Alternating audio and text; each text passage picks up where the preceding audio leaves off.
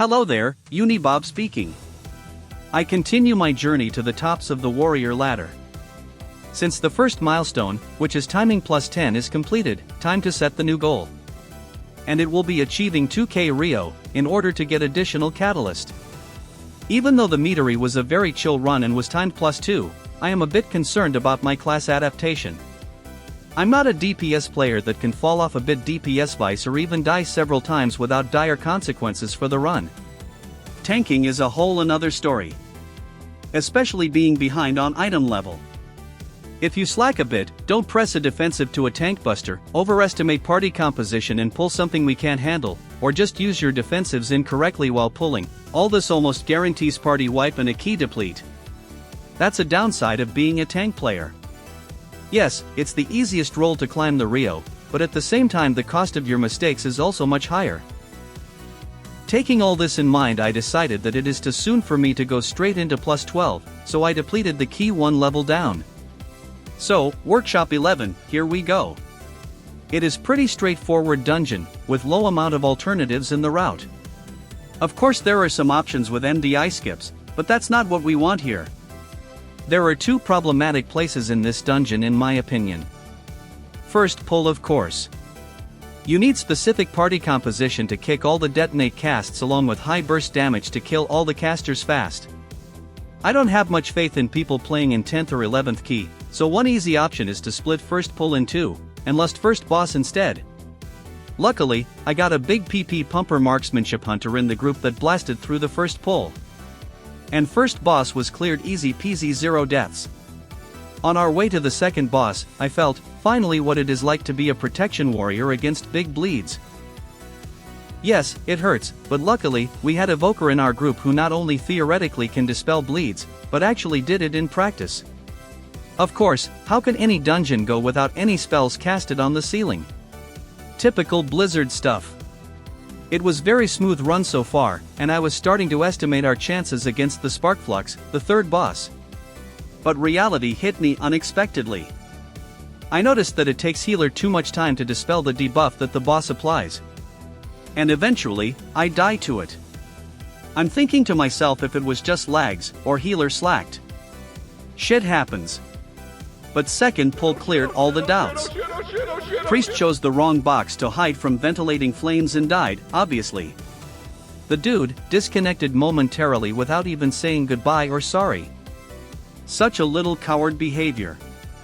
But this moment helped me realize important thing. The biggest challenge will be people in my group. Especially healers. I'm not blood DK anymore, I pretty much can't live solo in a big pull. It's no more the case that if I died then I made a mistake, and it was only my responsibility. As a prot warrior I have to rely on the healer. And in case I fuck my defensive rotation up, the healer needs to be able to back me up. Unavoidably, I will make mistakes, a lot of them actually, but I will not get instantly deleted as BDK would have been in the same scenario. There will be an opportunity for healer to save my butt. Of course, the same applies to me, there is always a window for me to react to the coming unexpected damage, but at the same time as prot warrior I can't outlive healer's mistakes. And on that dire thought we ventured in the workshop +10. This time, the Polish hunter, I assume based on his nickname, turned out to be something opposite to a pumper from the last key. But at the same time this monk healer was like an overprotective big bro giving me the bubble almost every pull.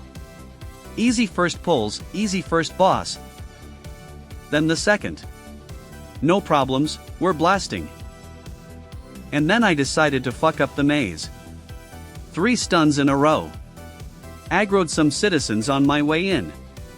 Even my big bro monk with unpronounceable nickname came back to help me with another buble. Without waiting for the DH or hunter I rushed into the next pack. Nothing can stop me when I'm with my big bro protector monk. And here comes the second problematic thing of the dungeon. Head machinist Sparkflux, the key destroyer. I witnessed so many runs denied by this boss, it's painful to remember even. One-shots form the cogwheels and the lasers are very typical here, especially among the casters. But so far, the group performed very well. Nothing to worry about. Plus, I am not sure but the cogwheels at +10 might not one-shot people. And surely, it can't be so simple.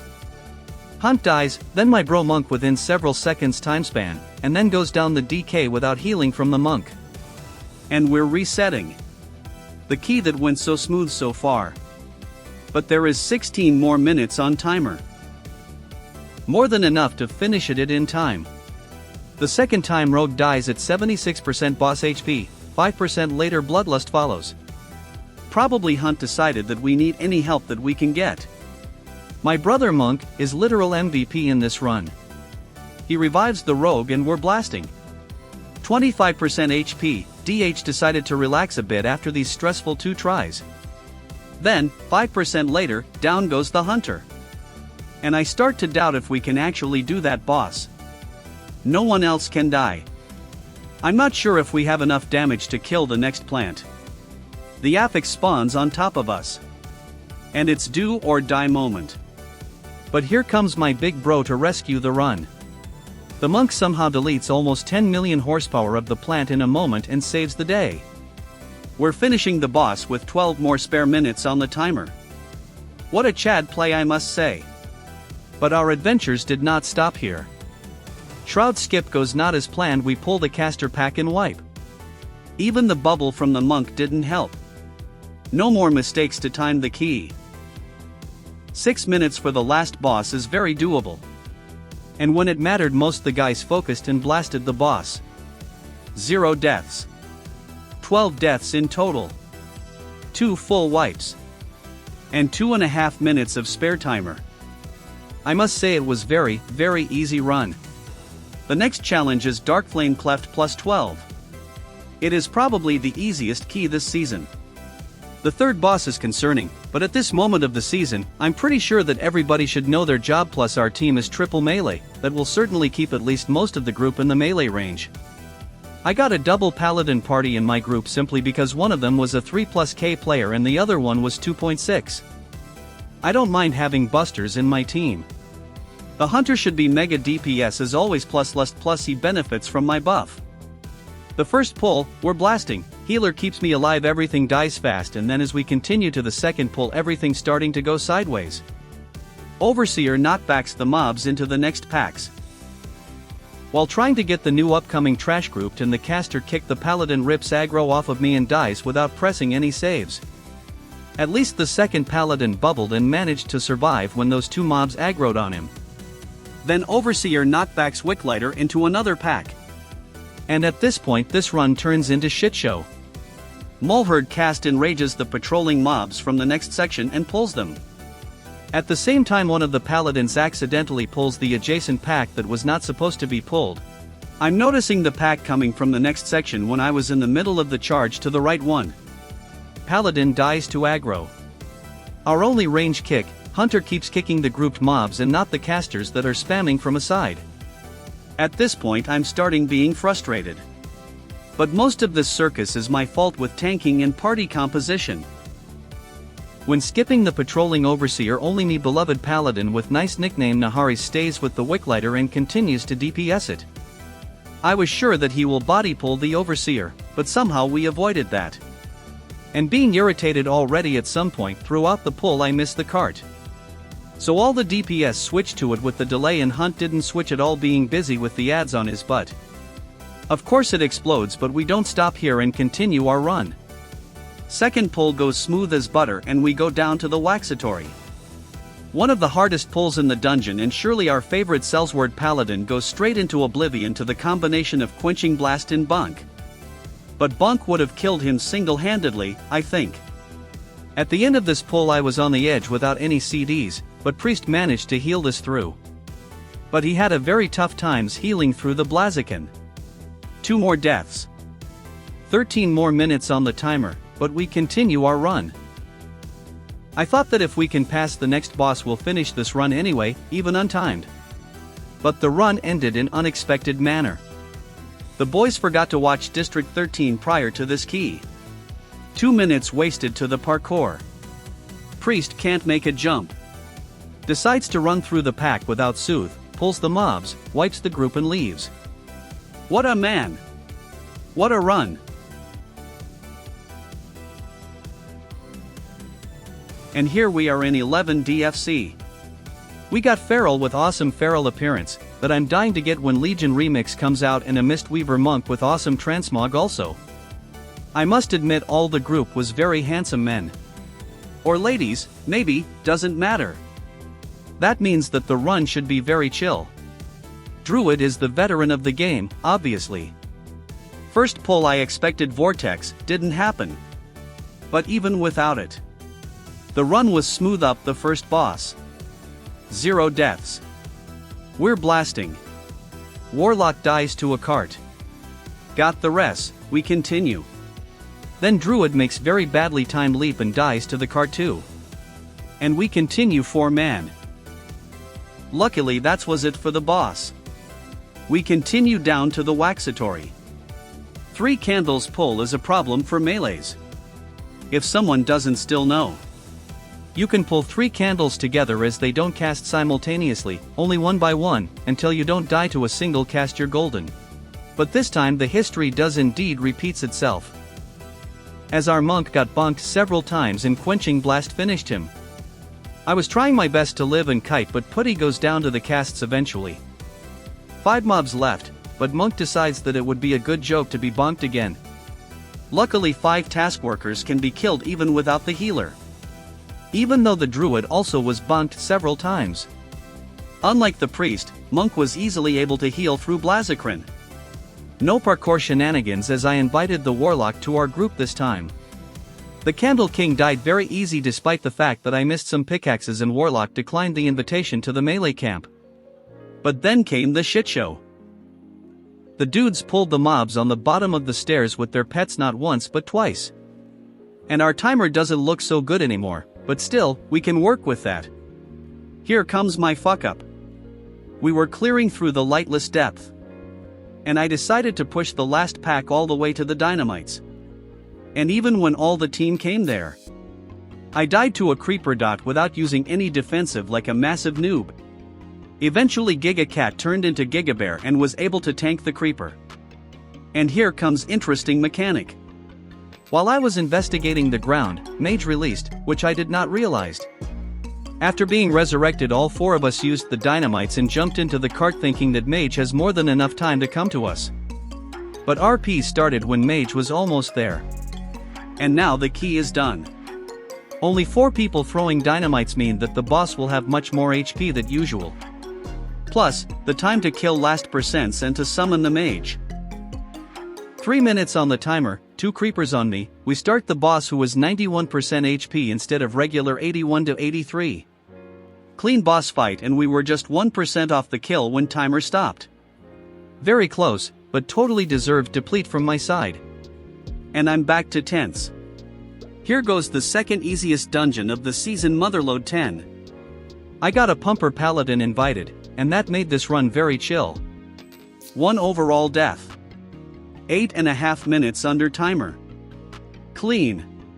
But most importantly, I got the shield. One of the first heroic tier upgrades. So far, I got the heroic neck from Meadery, my first +10 run in addition to the crafted neck that I already possessed. Then I got heroic boots, and crafted 2 rings. Got 2 trinkets from cartel chips and did some usual item level upgrades. In addition to that, I decided to use the shoulder set piece that I got from the early LFR runs and craft a chest piece with a catalyst.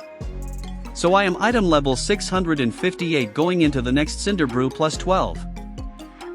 I priest with a nickname Priestitute, cool nick I thought. Little did I know that this is who this person actually is. Very accurate nickname. Let's check it out. Instant pain suppression on me. I do my standard pull routine. Shield charge, avatar, slam, shield wall, and continue to rotate my defensives. Doing pretty good.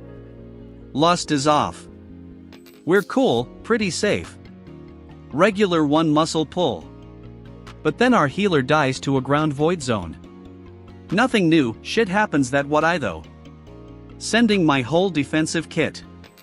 But after the res, without BL and probably mage and druid buffs, he just can't keep the party alive and we die eventually. I would mind this happening. Pug group Meadery first pull, noob healer.